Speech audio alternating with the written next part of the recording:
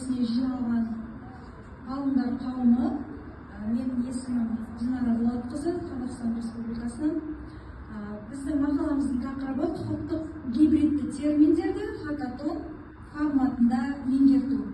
Мақалада қазақ тілін мамандыққа сәйкес оқытудың кәсіби қатысымдық және тілтанымдық құзыреттіліктерді жетілдірудің заманауи әдістерін ұсынамыз.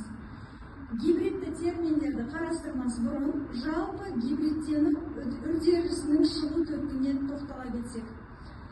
Бұл гибридтену тарихын біздің белгілі тілші ғалым Бағдан Момынова сонау араб тілінің қанат жайып әлемге таралу кезеңінен бастайды. Яғни қазақ тілінің гибридтенуі араб тілінен басталды. Салалы сөздер терминологиядан тұрады. Демек, гибрид сөздердің ерекшелігі халықаралық қатынастарда қолданылады, тілдегі кемшілікті толтырып отырады, тілдік бірліктерді ықшамдауға қолайлы. Бүгінгі таңда бізде білесіздер экспансиялық тілдер бар, яғни жаулап алушы тілдер, біздің ағылшын тілі, орыс тілі, француз тілі және реципиент тілдер бар, оған біздің қазақ тіліміз кіреді. Яғни донор тілдің ықпалын тез қабылдап алады. Яғни сөз тудырудың бір қыры бұл сөз қабылдау екен.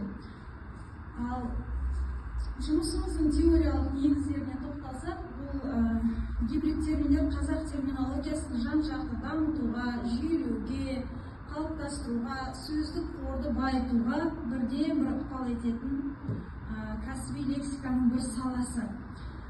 Бөгде және автохтонды элементтердің қосылу нәтижесінде пайда болатын термин бұл, яғни екі тілдің компоненттерін қамтиды.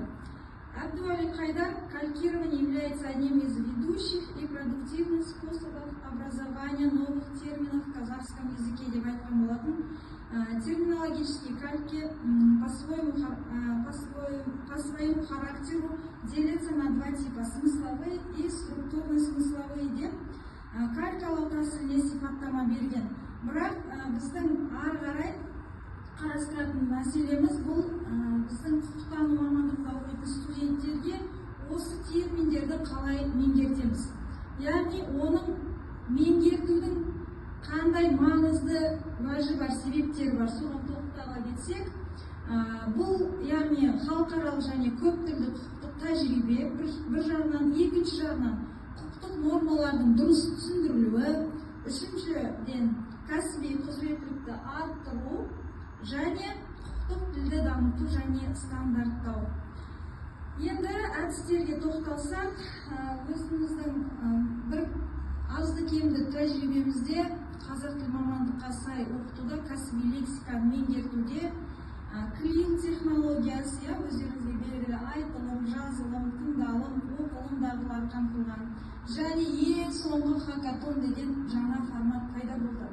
Бұл хакатонды біз оқу үдерісіне қалай енгіземіз? Бірінші басталмас бұрын жасанды интеллектпен өзіміздің бейнемізді DID бағдарламасымен шығаруға болады. Яғни хакатон ұғымын мақсатын таныстырамыз студенттерге, топтарға бөлеміз 4-5 адамнан және ең бірінші тыңдалым және оқылым дағдыларына арналған құқықтық гибридті терминдер туралы қысқаша аудио жазба тыңдалады, немесе бейне мәтін беріледі.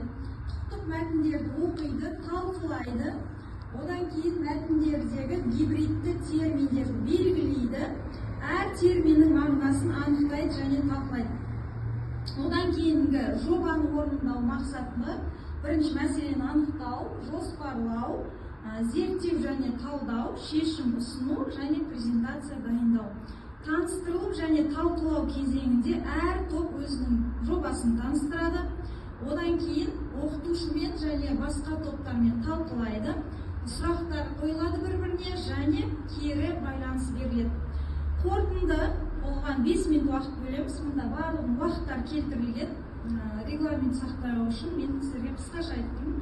Сабақтың негізгі тұжырымдарын қайталайды. Білім алушылардың түсініктерін білу үшін сұрақтар қойылады және нәтижелер талқыланып бағаланады. Және ең басты студент не үшін, қандай мақсатта, қандай балл алды, оны критерий түрінде біз әр топ бір-бірін бағалатамыз. көбінесе бір тараптан емес, бұл жерде студенттер өзінің белсенді ұстанымын көрсетеді. Яғни критерийлерге құқықтық гибрид терминдерді дұрыс қолдану, одан екінші жобаның толықтығы мен логикалық құрылымы, үшінші зерттеудің дәлдігі, және бірінші тапсырмаға назар аударсақ, құқықтық терминологияны зерттеу. Бұл жерде нұсқаулық беріледі. Құқықтық мәтіннен гибридтік терминдерді анықтау, оларды белгілеу. Екінші, әрбір гибрид терминнің мағынасын, қолданылу саласын анықтау. Үшінші, зерттеуді толығымен жазып, өзінің презентация түрінде ұсыну. Одан кейін бұл жерде көріп тұрсыздар, терминдер берілген: авторлық құқық, сот процесі, құқықтық акт, моральдық зиян, конституциялық құқық, конституциялық реформа, әртүрлі интеллектуалдық меншік құқығы деген сияқты гибрид терминдер беріледі. Олардың дефинициясын береді кестеге студенттер, қолдану саласын және нақты мысалдармен дәлелдейді.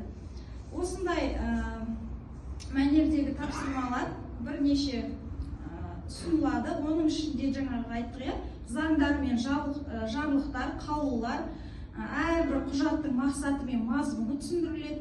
Одан кейін сот процесі бойынша рөлдік ойын ұсынуға болады. Құқықтық эссе деген бар, ғылыми эссенің бір түрлі, және өзінің пікірін талқылау барысында дұрыс жеткізілуін біз қарастырып отырамыз.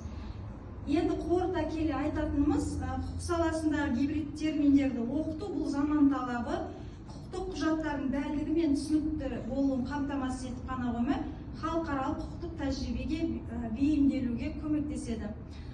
Тұжырымдар мен ұсыныстар: гибридтік терминдер көбінесе құқық саласындағы тілдік дәлдікті қамтамасыз етеді және көп мағыналықты азайтады. Халықаралық құқықтық қатынастарда мұндай терминдердің қолданылуы аударма сапасын жақсартып, заңнамалардың сәйкестігін арттырады, және құқықтық білім беру жүйесінде гибридтік терминологияны оқыту заңнаманың стандартталуы мен халықаралық құқықтық тәжірибеге бейімделуіне ықпал етеді. Ең соңғы слайдты көрсетсеңіз. Ұсыныстар деген тұжырымдарды айттық. Ұсыныстар, яғни құқықтық білім беру бағдарламаларына гибридтік терминология арнайы пән ретінде енгізу қажет. Және бұл зерттеулерді дамыту үшін біз ғылыми жобалар мен зертханалар ашуымыз керек. Халықаралық құқықтық құжаттарды аудару және түсіндіру кезінде гибридтік терминдерді біріздендіру қажет. Біздің белгілі зерттеуші терминолог ғалым Шерубай Құрманбайұлының көптеген тұжырымдарын, көзқарастарын назарға ала отырып, біз осындай бірнеше ұсыныстарды айтуды жөн көрдік. Назар аударып тыңдағандарыңызға көп рахмет.